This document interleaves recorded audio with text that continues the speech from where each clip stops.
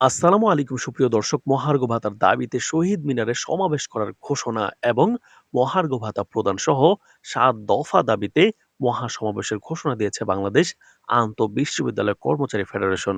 আগামী ৭ ফেব্রুয়ারি সকাল ১০টায় কেন্দ্রীয় শহীদ মিনারে এই মহাসমাবেশ অনুষ্ঠিত হবে। তো দর্শক, এই বিষয়ে কিন্তু একটা সংবাদ সম্মেলন হয়েছে এবং ৭ দফা দাবি রাখা হয়েছে সরকারের প্রতি। তো দর্শক, এই মহার্ঘ ভাতা প্রদানের যে দাবিতে সমাবেশটা হবে, সেই বিষয়ে কিন্তু আজকের ভিডিওতে বিস্তারিত আপডেট আপনাদের দিব। তো যারা এখন পর্যন্ত আমাদের চ্যানেলটি সাবস্ক্রাইব করেননি, তাহলে অবশ্যই চ্যানেলটি সাবস্ক্রাইব করে দিন এবং একটি লাইক দিয়ে ভিডিওটি দেখা শুরু করে দিন। তো সোমবার ৩ ফেব্রুয়ারি জাতীয় প্রেস ক্লাবের আব্দুস সালাম হলে আয়োজিত এক সংবাদ সম্মেলনে এই ঘোষণা দেন ফেডারেশনের চেয়ারম্যান মোহাম্মদ সেলিম। তারপর ফেডারেশন দাবিগুলো হচ্ছে: পে কমিশন গঠন করে বৈষম্যমুক্ত নবম পে স্কেল ঘোষণার মাধ্যমে বেতন বৈষম্য নিরসন, বেতন স্কেলের পার্থক্য সমাহারে নির্ধারণ ও গ্রেড সংখ্যা কমাতে হবে।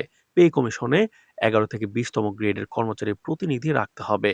তারপর অন্তর্বর্তীকালীন সময়ের জন্য ন্যূনতম ৬,০০০ টাকা মহার্ঘ ভাতা প্রদান করতে হবে। যে সকল কর্মচারী নিজ গ্রেডের বেতন বৃদ্ধির শেষ ধাপে পৌঁছে গেছে, তাদের বাৎসরিক বেতন বৃদ্ধি নিয়মিত করতে হবে। বৈষম্যহীন এক ও অভিন্ন নিয়োগ বিধি এবং আপগ্রেডেশন পদোন্নতি নীতিমালা বাস্তবায়ন করতে হবে।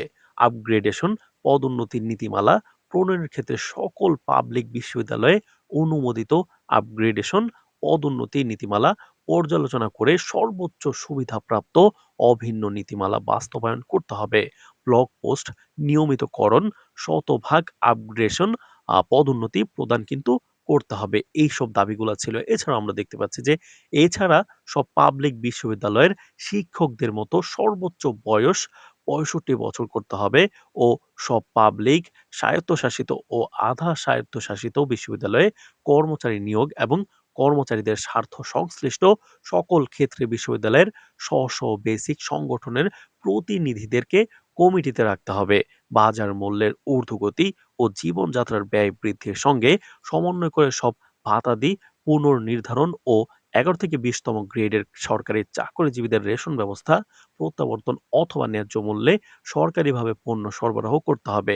সব স্বায়ত্তশাসিত প্রতিষ্ঠানে বর্তমানে কর্মরত কর্মচারীদের গ্র্যাচুইটির পরিবর্তে পেনশন প্রত্যাবর্তন সহ বিদ্যমান গ্র্যাচুইটি আনুতোষিকের হার ৯০% জায়গায় ১০০% নির্ধারণ ও পেনশন গ্র্যাচুইটি ১ টাকার সমান ৫০০ টাকা নির্ধারণ করতে হবে এবং সরকারের অনুমোদন সোনালী ব্যাংকের মাধ্যমে পেনশন এবং গ্র্যাচুইটির উপর ভিত্তি করে ৪% গৃহ নির্মাণ ঋণ গ্রহণের সুবিধা রয়েছে। সরকার ঘোষিত নীতিমালার শর্ত অনুযায়ী লোন সুবিধা সাধারণ কর্মচারীগণ ভোগ করতে পারে না। অতএব নীতিমালা সংশোধন করতে হবে। সংবাদ সম্মেলনে সেলিম মিয়া বলেন, সম্প্রতি অর্থ উপদেষ্টা মহার্ঘ ভাতা প্রদানের বিষয়ে যে ধরনের বক্তব্য মিডিয়ার সম্মুখে উপস্থাপন করেছে, তাতে সর্বস্তরের সরকারি, স্বায়ত্তশাসিত ও আধা স্বায়ত্তশাসিত প্রতিষ্ঠানের কর্মকর্তা ও কর্মচারীদের মধ্যে হতাশা সৃষ্টি হয়েছে এবং তারা গভীর উদ্বেগ ও ক্ষোভ প্রকাশ করেন। কিছু কুচক্রী মহল সরকারকে বেকায়দায় ফেলতে মহার্ঘ ভাতা প্রদানের বিষয়ে ভুল ব্যাখ্যা দিয়ে আসছেন।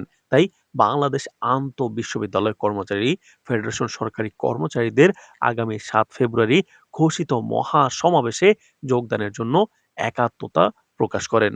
ওই দিন মহাসমাবেশে বাংলাদেশ আন্তঃবিশ্ববিদ্যালয় কর্মচারী ফেডারেশন কেন্দ্রীয় কার্যনির্বাহী সদস্য ও সকল পাবলিক বিশ্ববিদ্যালয়ের বেসিক সংগঠনের নেতা ও সকল কর্মচারীদেরকে উপস্থিত থাকার জন্য বিশেষভাবে অনুরোধ করা হলো। তো দর্শক, আসলে ৭ ফেব্রুয়ারি কিন্তু সরকারি কর্মকর্তা কর্মচারীরা আসলে একটি সমাবেশ করবে। তো এই বিষয়টা আপনি কিভাবে দেখছেন? আপনি সমর্থন করেন কিনা এবং আপনিও সেই সমাবেশে শরিক হবেন কিনা? এই বিষয় নিয়ে কিন্তু আপনি আপনার মূল্যবান মন্তব্যটা কমেন্ট বক্সে অবশ্যই করে যাবেন। ধন্যবাদ।